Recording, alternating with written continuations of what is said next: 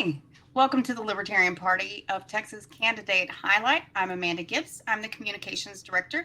My co host here is Nathan Polsky, the Campaign Support Director.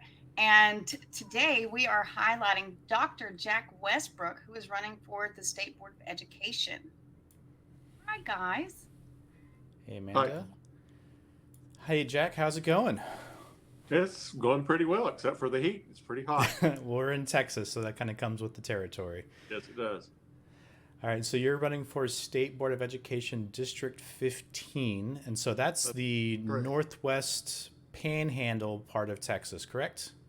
It is. It includes the areas around Amarillo, Texas, Wichita Falls, Texas, Abilene, Texas, Midland, Texas, and Lubbock, Texas. So it's like, what, a quarter of Texas? Pretty much, it's the biggest district that there is for the State Board of Education. All right, well, so why don't we go ahead and start off then? Just so, who are you? I know who you are. I've talked with you for many times.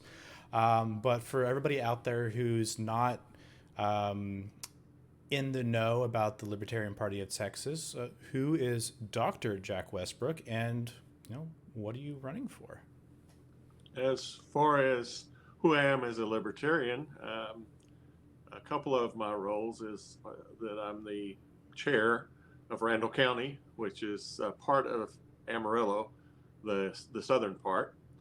We have two counties in Amarillo, Potter County and Randall County. So I'm the chair of Randall County, and I also serve on the State Libertarian Executive Board for District 31, and I enjoy doing that work and governing and directing the way that we go with the Libertarian Party of Texas, and it's going extremely well of late. And I'm running for State Board of Education District 15 because I see a need for change in that area, and so I'm looking forward to having my name on the ballot and running for that position. All right, well, looking forward to having your name on that ballot as well. So, what kind of inspired you to run for office? I know a lot of libertarians, when they decide to put their name in the hat, they have a different origin story. What made them become a libertarian? What was that kind of event that triggered for them? And then that moment when they said, you know what, I've had enough, and I'm going to, actually try and do something about it. Yes. Um, so I used to be in the military. I was in the United States Air Force for 14 years. And I saw a lot of abuse of funds at that time. Matter of fact, it was in the news a lot back then. People selling hammers for $250 and things like that. So I saw abuse there. I actually ended up for a short period of time working in what most people would call the military industrial complex. And at the time, I was working for a company that had a $4 billion contract with the United States Army to support the warfighter in Afghanistan. And because what I did when I was in the Air Force is support the warfighters, I had experience in that area, and so that's why they hired me. But as I was in that company, it was a small company, a small business, and when we got it up and running, a big corporation came in and basically did a hostile takeover. And I was now going to be working for this new company, so I wanted to know something about them. And one of the things that I found out is that many of their board members were people who were once high up in the United States government. One of them happened to be Dan Quayle, former vice president. And it just occurred to me how much the people who are getting rich in this country are doing so on the backs of middle America and fighting wars. And prior to that, I had been the type of guy that would vote for the person anyway. I was sort of an independent voter, and very, very often I would vote for the Libertarian candidate because I didn't like who the Republicans and Democrats had to offer anyway. And so I wish I could tell you exactly when I actually joined the Libertarian Party. I don't remember exactly when it was, but I can tell you that it was prior to 2018 because that was the first time that I ran for office, I had moved back to Amarillo, Texas at the time from the DFW area. And there was a man named Kel Seliger who was the senator to the Texas Congress from here. And he was running unopposed and did not have any Democratic opposition. He was basically just going to get the position no matter what. And so I said, you know what, I can run against him. And I did run basically a name only campaign, a name on the ballot only. I didn't do a whole lot to do anything to get other people's attention other than if they contacted me. So one of the things that happened was that I got a call from, and now my mind just took a blank. It was the League of Women Voters who first contacted me. And so people like that would contact me. There were people in the media who got wind that I was on the ballot, and so they wanted to know, who is this guy, Jack Westbrook? And so I got 24% of the vote, if I remember right, at that time. And most of that was because the people who would have voted Democrat voted for me as well as the independents. But I had experience running there. In the interim, in between years, I ran for the Amarillo College Board as a Libertarian. And then most recently, I ran against the individual who is our current congressman, Ronnie Jackson. I ran against him as a Libertarian as well. I think that 2022. I think that's right. I don't remember for sure, but anyway, a few years ago. Mm-hmm. And so I have been an active candidate for office for the Libertarian Party because I believe in the Libertarian Party. And as a result of that, I've become a lifetime member of the Libertarian Party of Texas. And most recently, I was very excited when I was nominated by our party to be a representative to the Libertarian National Convention. And so I got to do that in Washington this year, and it was very eye-opening and enlightening. Yes, it was definitely eye-opening and enlightening.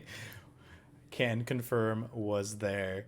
Well, yeah, thank you for your service, for starters, and thank you for everything you've been doing for the Libertarian Party and putting your name on the ballot and trying to get out to 24% the first time you're out. That's nothing to sneeze at as a Libertarian. Not at all. And I think that's the first time I've heard your origin story, and so I really like that. That's Jack Westbrook in a nutshell as the Libertarian Party goes. And then so this year, we're running for State Board of Education, District 15. Which is, what exactly does the State Board of Education do? I know that I've done some research, but I would love a little bit of clarity. Well, essentially they govern what all of the different regions do, and they govern further as a result of that what's happening in the districts and that sort of thing. So they set up policies, and kind of like we do in the State Libertarian Executive Committee, we kind of send guidelines out to the people that are, some people might say, below. So I don't like to think of top-down management like that. I think it's a bottom-up, and that's part of the problem that we have in this situation with the State Board of Education. Instead of being a support entity for the education system in the state of Texas, it's more of a directive entity, and a lot of that is because they are also taking direction from the federal government, and the Department of Education of the federal government is like, if you want this much money, you have to do this sort of thing. Mm-hmm. And sometimes just because someone's waving money in your face doesn't mean that's the best way to go. Yes, we could have principles and stick to them. Yes.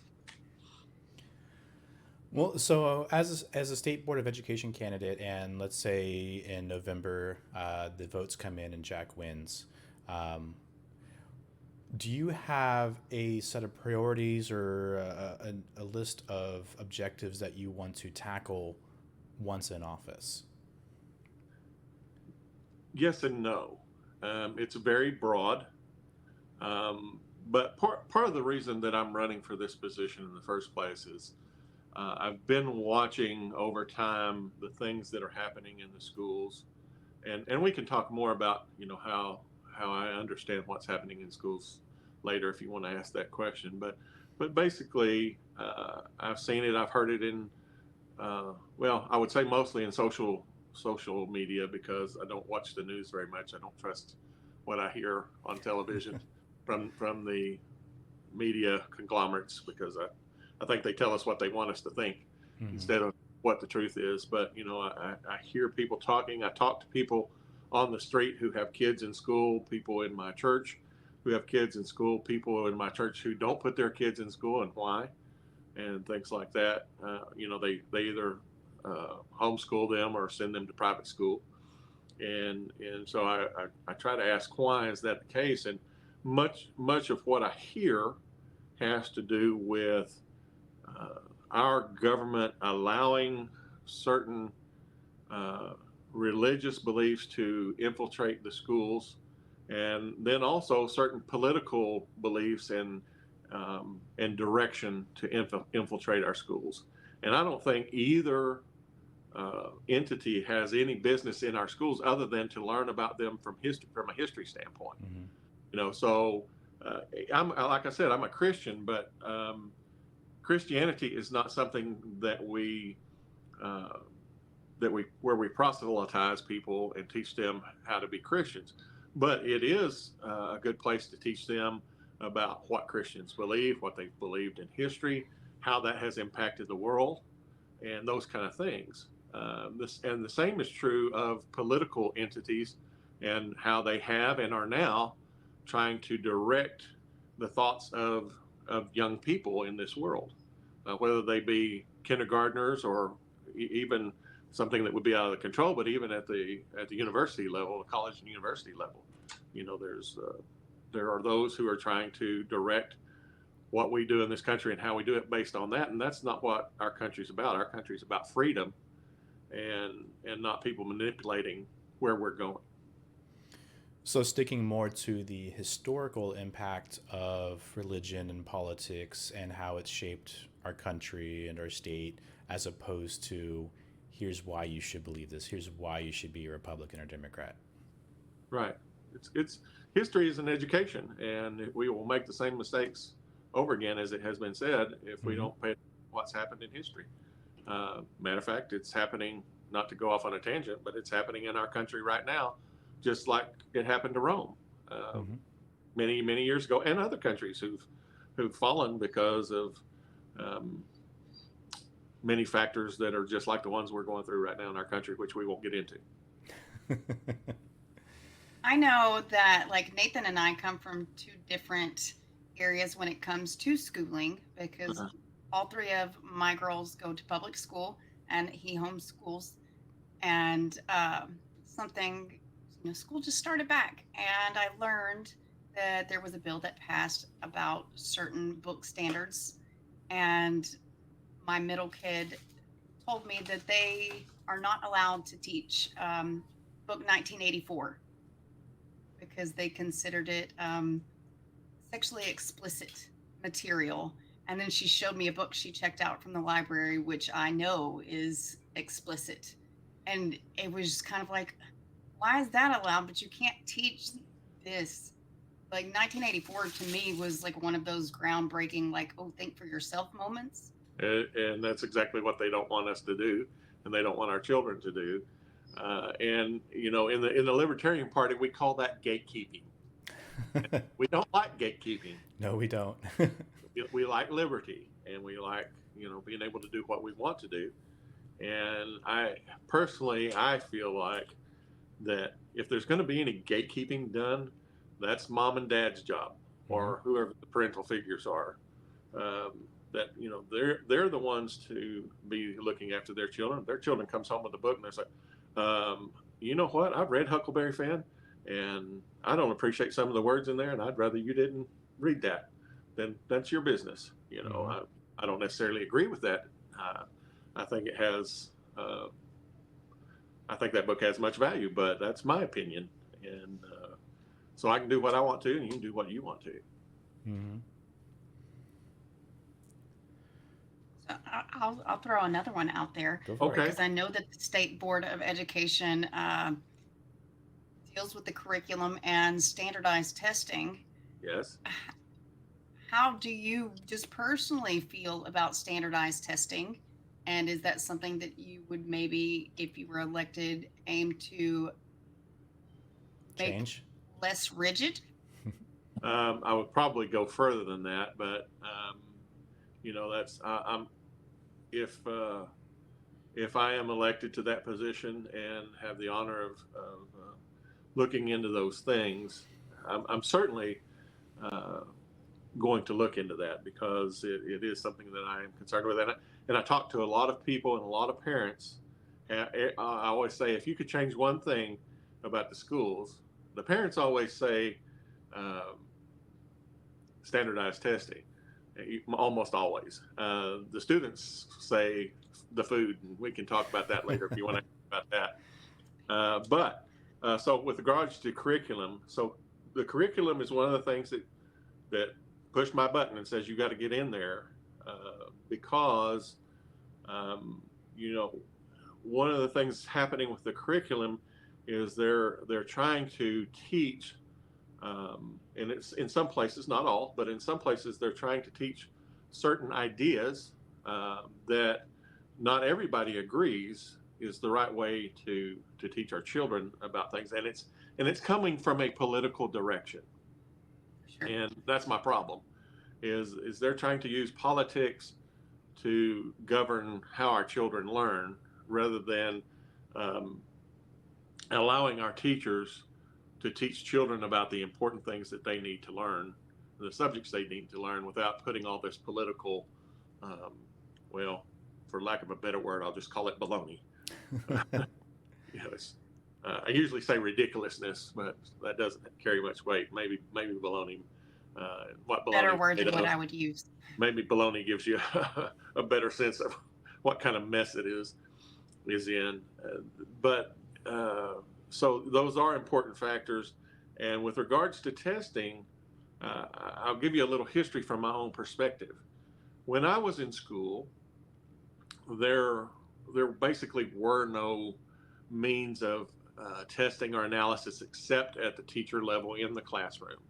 And beyond that, nothing happened. And so I was in classes where the teachers were spectacular and the classes were fun, and I learned many things. There were others that were um, not conducive to that per se, but they were things that I was interested in, and the teachers taught the subject so that we learned. For example, I guess I would put algebra and geometry out there in that regard. And then I had other classes where teachers basically taught by sheet handout method. Are y'all familiar with that? Here's the It, handout. They Read just it. give you the yeah, paper and here you go. hand out, read that, and answer the questions. Turn it in, get a grade.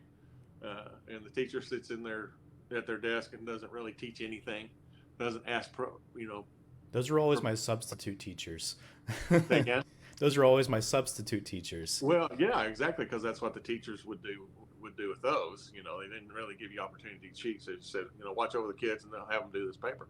But when I was growing up, there were teachers who that was their mode of operation, and whether we learned anything about American history or whatever was not anything that anyone outside the classroom was interested in. And so when standardized testing came along, and of course my kids were in school when that happened, I was like, oh, okay, well, this is a good thing because there's some accountability to are the children learning, Mm-hmm. and I think that was its intent initially, but it has become a monster where the tail is wagging the dog, so to speak. And so the testing is governing everything. And I've seen for myself as a substitute teacher, I used to supplement my income as a substitute teacher in many occasions, or on many occasions, in different jobs that I had, where it was it was a good thing for me to be able to do that. It put me in the community, and so those were good things. And uh, I saw teachers sitting down with their students and saying, "Okay, this is going to be on the test. You need to know how to do this. I'm going to give you a sample question and whatever," and that's all they were doing. And um, I think that's because of a lack of liberty that we've taken away in order to get this accountability. And so what really needs to happen is um, the support for those kind of things, to make it where the teacher, where the administrators, principals, whatever you want to call them, and the district superintendent at that level can say, here are some things that we are being supported with that our teachers can use to make sure that their students are grasping the things that are important, and not make it a forced issue. And of course, they've made it where you don't have to take those standardized tests, Mm-hmm. but you wouldn't believe how many people I say, you don't have to take the test that you don't want to. And they're like, what? They don't have to take the test? No, you can opt out. You don't have to take that test.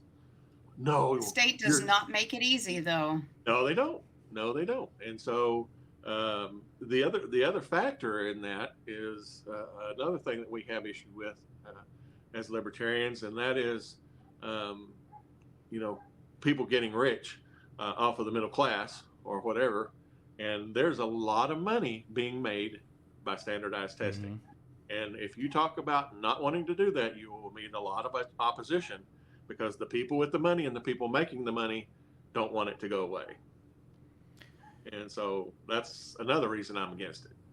Yeah, one of the things I've heard from another teacher was that the because the schools have not necessarily a requirement, but the standardized testing results impact the schools themselves on their funding, um, and so Yes. and so when teachers are teaching their class, the students at the top of the class, they don't really care about, because they know they're going to pass the test. Uh-huh. And the students at the bottom of the class, they don't care about, because no matter what they do, they're not going to pass the test. Right. So teachers are incentivized to only target the students that are just barely going to, maybe fail or pass the test, and those are the ones to get over the line, so that the schools can then get more money. Yes. 100%. You get it. Uh, Yep. it's a situation where it's the top is driving what happens to the bottom because of money, and like you said, incentives, even at the school level. Um, and that's not the way to operate uh, a governing entity, if you ask me. The governing the people whom they serve. It's a service organization. Mm-hmm. Uh, it should be serving and helping, not hindering and saying, "Oh, well, you've got to do this." And sometimes that's going to take saying to the United States government, "Thanks, but no thanks. We're going to do things the way we want to because we're Texans, Mm-hmm. and that's how we operate." Yep. Yeah. As a parent with um gifted children, Uh-huh. like my youngest, she tested in the 100th percentile. Like she did better than everybody who took tests. Right. And so she's not challenged and doesn't get to basically free think and learn new things, because everything is, you have to, we're learning this and this is what they're going to teach on the test. And it's very regimented for her. And as a Yes. parent, it's frustrating, because then she's bored at school and doesn't want to be there. And so there's no room for growth. I can relate. Fortunately for me, when I was in school, we didn't have all of these things, like I said before. And one of the benefits, I was just talking to someone today online about this, I think, um, where when I was in high school, I took Algebra 2 and Geometry the same year, and with a couple of my other classmates who were on that level as well. And we took those classes. They were self-paced. We did have a teacher available, but the teacher was only there if we had questions. And we were able to, take those courses and and learn ourselves, much like one would do in college. Mm-hmm. And it was free to do those kind of things, and the school and the teachers had the ability to say, yes, you can do that. Now I don't think that that's so much a possibility. I think it's good, very rigid, and when you try to do something, everybody is working on putting on the brakes. Mm-hmm. I'm sorry you're having to go through that, Amanda. Yeah, it's rough, but we'll make it through. Good. Teaching them how to advocate for themselves. So, Yeah. And hopefully we'll get somebody in Austin on the school board that's helping you do that. Dr. Jack Westbrook. Yes, sir. Yes, ma'am. All right. Do we want to keep talking about the position, or do we want to talk about the campaign? I guess the only other thing that I would want to have people know is, well, why is Jack Westbrook? Why does he have anything of value to take to the State Mm-hmm. Board of Education? And so I would say this: number one, as I was working on my graduate degrees, I did take some classes in education. And one of the reasons I did that, as I said earlier, I was in the schools, and I was seeing what was going on, and especially when it came to, but at the time we called it special education. They changed the name many times, sometimes special needs and other things, however you want to describe it. I think the poet said, "A rose by any other name," something Mm-hmm. like that. So call it what you will, or whatever is the appropriate term today. There were some things that needed to be known, because those people were kind of being pushed aside and set aside, even though they were trying to do things like mainstreaming. Most of the teachers that I worked with didn't have a clue what to do with their special education students at that time. So I studied that at the graduate level. And in addition to that, like I said, I substitute taught in many different schools in the state of Texas. And then when I was working towards my post grad degree, initially I did a lot of studying in human development and family studies. And so I know a lot about what makes people tick. I know a lot about what makes kids tick. And I know a lot about what's important as they are being developed into young adults, and eventually will become grown adults. And that's important to our society, because if we don't have people who are well educated in our society, our whole society is going to crumble, because it is supported by the mass and not by the few who are in control of the government. Mm-hmm. Well said. Thanks. So that's all on that. We can go on to the campaign if you want. All right. Unless Amanda had any more questions regarding that specifically. I mean, I totally could talk about this all day long, but Well, we can do that on the next time we interview Jack. I was going to say that's a part 2. All right. All right. So campaign-wise, State Board of Education District 15, is it a 2-way race, 3-way race, 4-way race? It's the 3-way race as of the last time I checked. Okay. So there is the incumbent, who's from Midland, who is running, a Democrat who is also running. I don't recall where that person is from, and then I'm running. Great. All right. And so this district stretches, like we said earlier, a quarter of Texas, effectively. Yep. Basically the northwest quarter. So that, to me, that would make it extremely difficult to try and get to all parts of that, to meet with people. Have you been doing that, or are you more of pick your battles? No, it's something that I've seen, that at least from my standpoint and the things that I'm doing right now, it's not something that I can go and travel to each one of these cities or areas and campaign heavily. I have recently gotten some interesting calls of people who want to help. Ooh.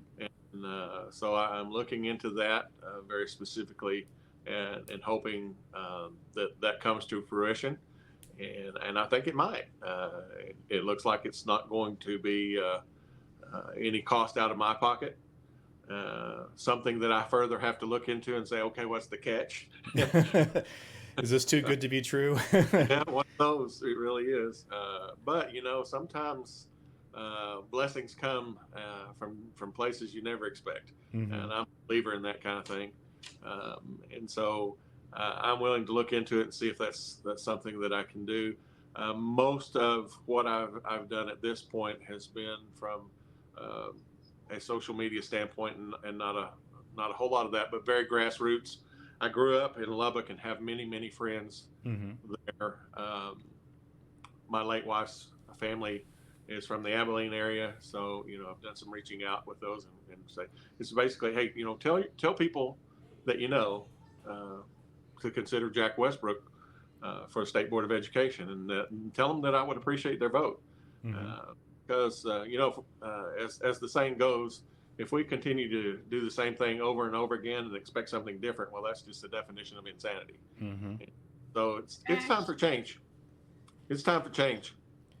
Yeah, and people that are, you've got Republicans and Democrats right now that the Democrats are not okay with what the Republicans are doing. The Republicans are not okay with what the Democrats are doing, and they're expecting that if their party gets elected, that everything's going to be different. But as you said, doing the same thing over and over again, it's not going to change. It's going to be exactly the same thing as it is now, just a different face on the front of it. I have to tell you that when I was a young voter, I found myself in that whirlpool.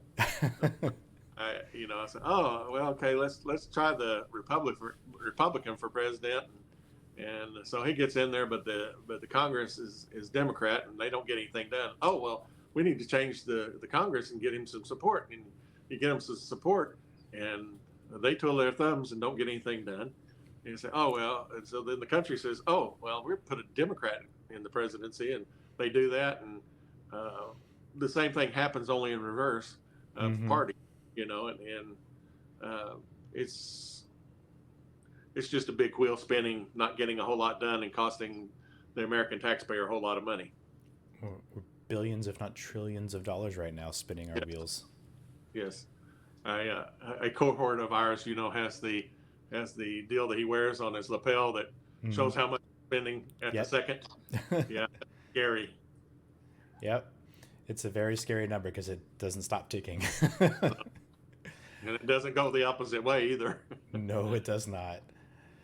All right. So when you are elected and you're in office, I like how you put that. we've got to stay positive here. Yeah. Um, so again, being a very large district, um, what would your plans be for working with your constituents from such a large area to get their feedback to help you direct, you know, what what your goals are in office? Well, as I said, um, that's going to be a different factor at that point, because there's going to be a responsibility to reaching out um, to the individuals at the core level of what's going on. And Hmm. so, primarily in my mind, that includes the parents, the students, the teachers, and the administrators of a given school. Hmm. And I can give you an example of what I'm doing with that elsewhere. Okay. It just so happens that I am on the Southwestern District Board of the Barbershop Harmony Society. I'm a musician. I love to sing. I love to play music. Uh, if you could see right over into the other room, you would see a big recording studio in my home. And so, um, This is a you part know, two thing we need. well, maybe next time we'll put the studio in the background for you. All right. But anyway, I'm into music. I love to sing, and as a result of that, I found myself in the Barbershop Harmony Society. I was fortunate at that time to live in Dallas Fort Worth and sing with the best chorus, what I think is the best men's chorus in the world, and so I got to do that, and ended up, when I moved to Amarillo, being asked to be on the board of our district. And we do a lot of things on that board, um, and we try to provide for them a service. They're our clients. So we try to do things that help them do the things that they want to do in terms of singing and having a good time and enjoying what they're doing. And so here recently, I've spent on more than one occasion reaching out to the individuals in different positions in our chapters and saying, here, we have an idea. We'd like to present this to you. Here's what we think is going on, and here's something that we think would be helpful to that. Can you give us your feedback? Would you be interested in doing this or that, and those kind of things? And I'm getting feedback. And when I first said I was going to do it this way, everybody said, "Well, don't be surprised if you don't get any response or anything." And I just sent an email out to about I want to say 30 people, and about an event that we're having in October. And I've already had 7 positive responses and 6 maybes. Nice. You know, in just a short period of time, just like that, because I asked, "Will this help you?" Hey, yeah, I think that's a great idea. Let's try that. And whereas before, people weren't reaching out to them and saying, "What's your input?" And so it is something that I'm going to have to do at that point, even though campaigning at this point, that if I have that responsibility, that changes the picture of how to approach that. And I think going to the parents, the students, the teachers, and the administrators is the place to go to say, how can we help you? What can we do? What can we change here? And I'm doing that right now as I talk to people, so that when I get there, I really know. But that's a continuing conversation to have with the people you're serving. At that position, it's not a let me tell you how to do this better. Here's some tools. Use these. And by the way, fill out all this massive paperwork so you don't have time to teach. Sorry, but it's bad. All good. No, I was in about the paperwork because that's It's a lot of insane. redundancies. Yes, it's crazy. So just a little aside here, I have learned in these candidate interviews that we have an awful lot of musicians in our party. We do. Oh, is that right? Actually, yes. Well, because Richard Windman, who's running for a House district, he's got Grammys and he plays all sorts of stringed instruments. And then you have you, and we've got Pat Dixon. And I know in Harris County, we have Joe Carl White, who is actually an elected libertarian for a municipal utility district. And he's like the president of the Gilbert and Sullivan something Oh, wow. around here. So we've got a lot of you guys. I didn't So- know there were many other creatives out there. So next quarterly meeting, we're gonna have a band, right? Good. At least a singing group. Matter of fact, when we did the LNC, got together with Pat Dixon and some others downstairs around the piano, and we actually sang some barbershop songs. We were going to sing on the floor, but circumstances just made it where that wasn't going to work out. I could have just pictured the 4 of you getting on the 4 different mics and just all in unison just go barbershop. I bet it totally would have cut some tension out of the room. That was much needed.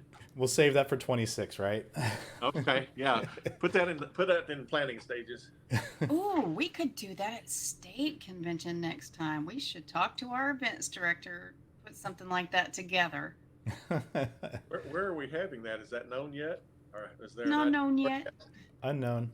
Well, maybe we'll I know know that in national will be in Grand Rapids, but we don't know where state is in 26. I see. All right. So, what kind of help do you need for your campaign? Do you need people on the ground? Do you need people knocking on doors, knocking on heads? What kind of support you need right now? You know, I think the ideal thing, and I'm working on some printing things right at the moment, and recently heard that we have an individual who has promised to for our party to beat any prices on printing and things that anyone else offers. And so I'm looking to take advantage of that. I'm hoping that I get some money to do that, so I don't have to spend all my own. I like to go on vacations once in a while and do fun stuff. So I don't want to have to spend all that money on that, but it's looking that if I don't, I will. But so I guess I've said before, I don't ask people even at our select meetings. I don't ask people to donate if they want to donate to my campaign and they have the means to do that. Fantastic. I love you for it, and now we have a means to do that thanks to you, Nathan, and Mhm. Jacob. Helped me get that all set up, and so we have a means of a place to donate on my website, which is Westbrook, the number 4liberty.com, and so you can go on there and click that donate button and give to that. But I want to do some printing, and then one of the things I mentioned earlier is I may have an opportunity to have some people who will offer their people to go out and canvas and do things like that. And I think what I really want to do is uh, have them use our liberty or our libertarian pamphlet Mhm. that we had at our last select meeting. I really like what's in that. I think it represents well who I am.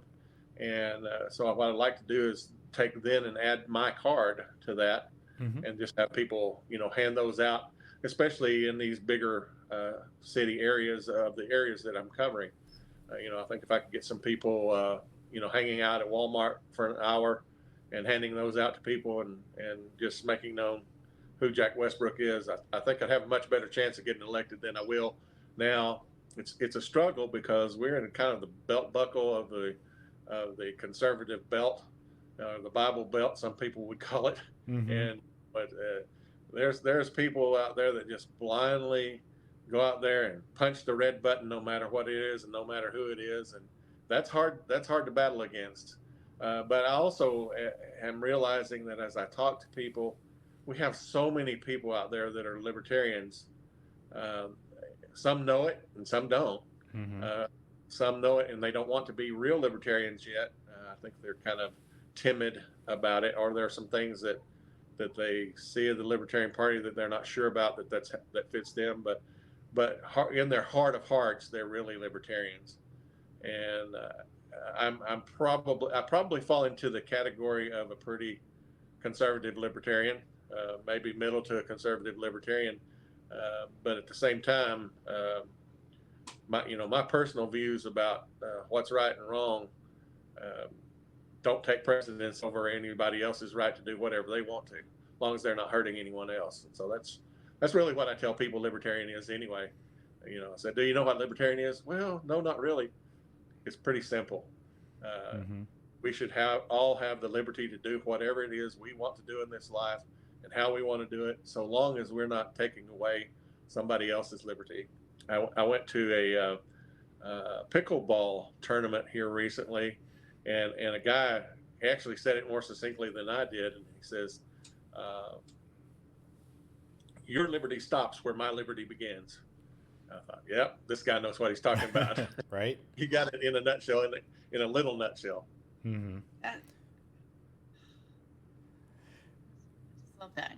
Yeah, and I think that's something that um, I don't know if people understand or don't understand is that Republicans and Democrats they say they say they're morally right or they're morally just, and they want to rule and create laws based on their own morals, Right. which is different from yours, which is different from Amanda's, and different from mine.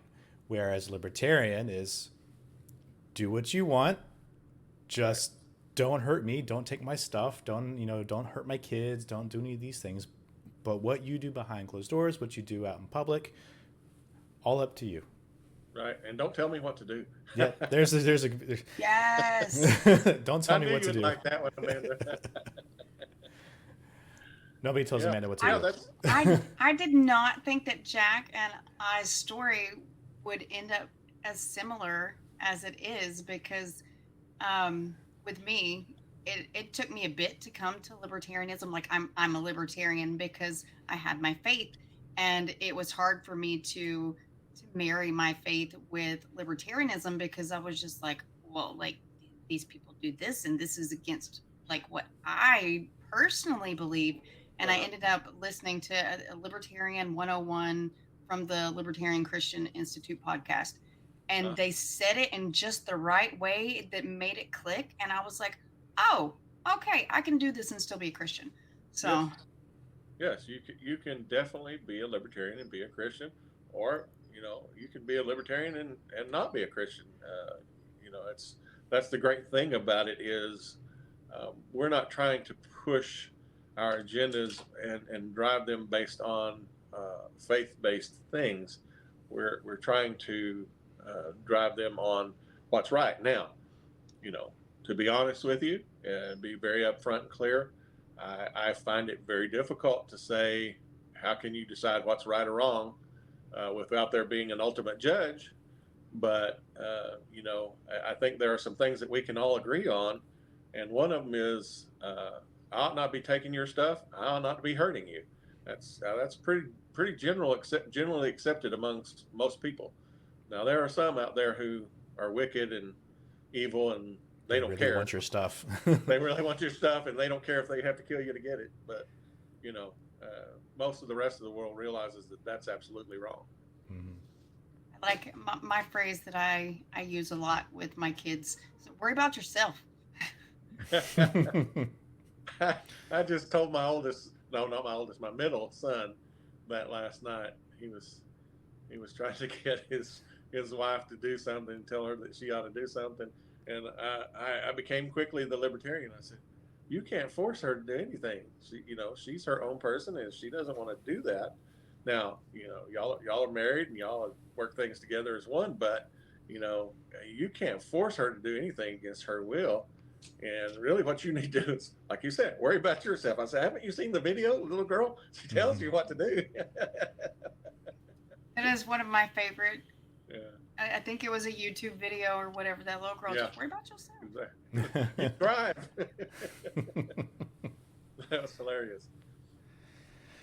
All right. Let's see, Amanda, do you have any more questions for Jack? I know we could probably sit here for several hours Oh, but I want talking. Jack to plug his website again.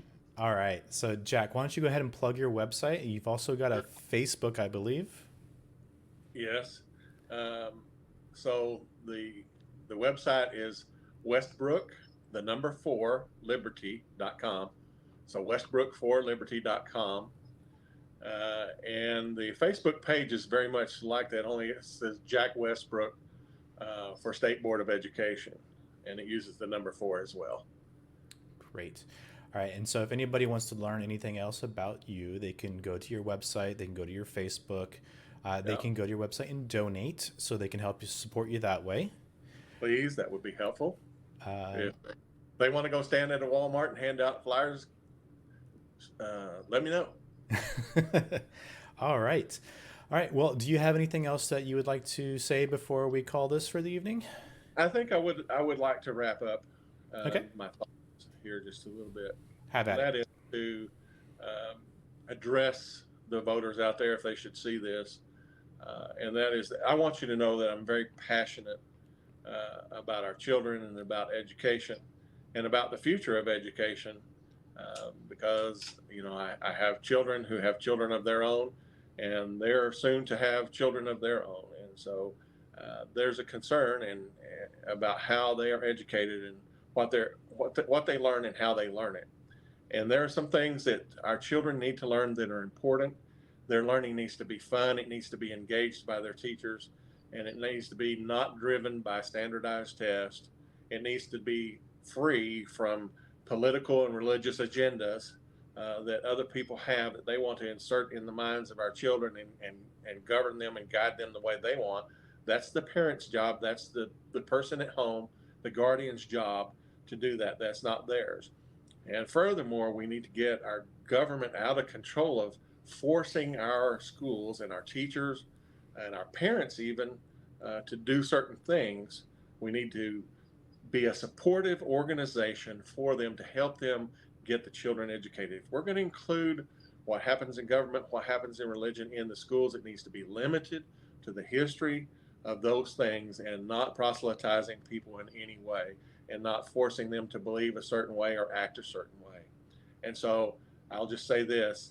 I'm running for the State Board of Education District 15 in the state of Texas. My name is Dr. Jack Westbrook, and I would appreciate your vote. Hey, thank you, Jack. We've got to make that like a whole separate like clip? short right Yes. there. Okay. Well, thank you guys for your support. I really Thank you, appreciate Jack, for All right. taking this time with us. All it. right. Yes, it's been a pleasure. All right, and thank you to everybody who is watching this video right now. Again, we've got Dr. Jack Westbrook running for State Board of Education District 15. His website and his Facebook are linked in the bottom of the video. Stay tuned. We've got more videos coming up. Check out some of our other candidates that are running for office in the state of Texas. Till then, everybody take care. Bye.